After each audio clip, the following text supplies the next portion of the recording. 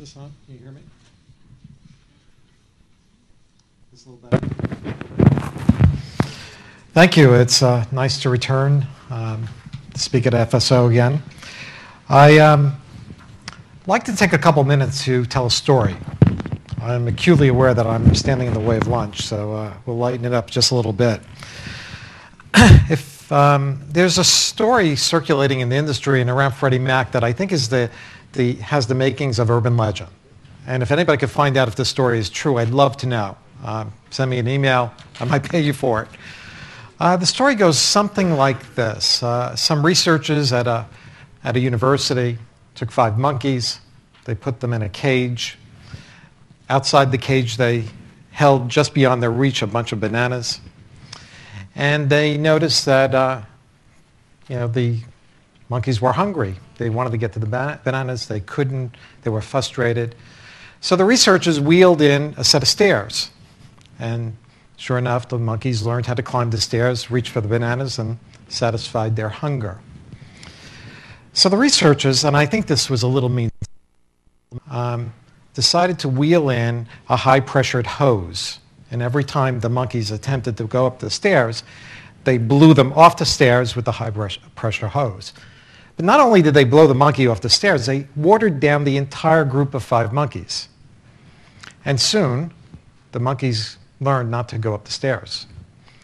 The researchers carried on their research, and they took 1 monkey at a time out of the cage and replaced it with a fresh monkey. And soon, over time, when that new monkey attempted to go up the stairs, they fought and they prevented him. They pulled him off the stairs. They threw him off the stairs. I'm saying he, I really don't know. And soon, over time, all of the original monkeys in the cage were replaced by fresh monkeys. And guess what the researchers observed?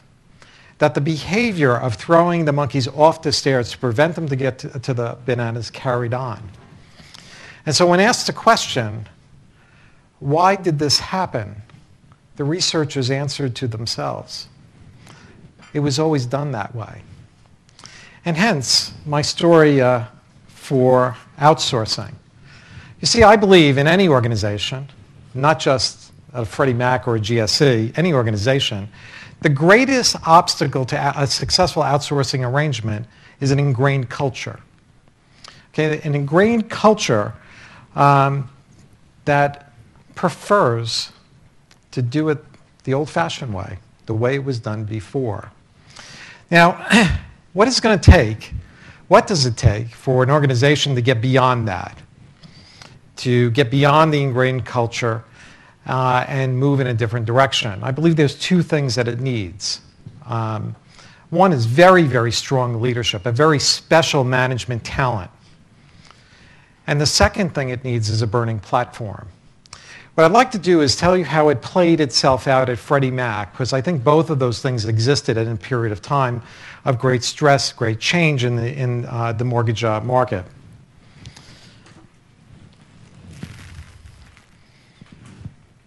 Yes, it works. So in the government sponsored entities such as Freddie Mac, we in fact have a very simple business model. We've been created by the federal government. Our business purpose is to take private funds and use it for a public purpose. And that purpose, in our case, is the financing of residential homes.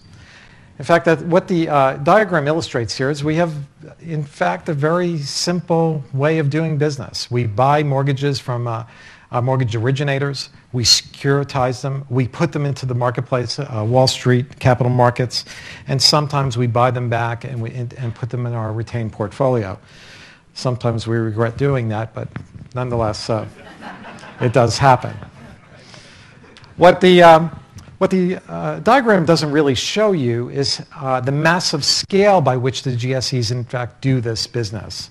We have a business model where we're buying a loan, a mortgage, every 10 seconds. In fact, our automated underwriting system is used 25,000 times a day. And we are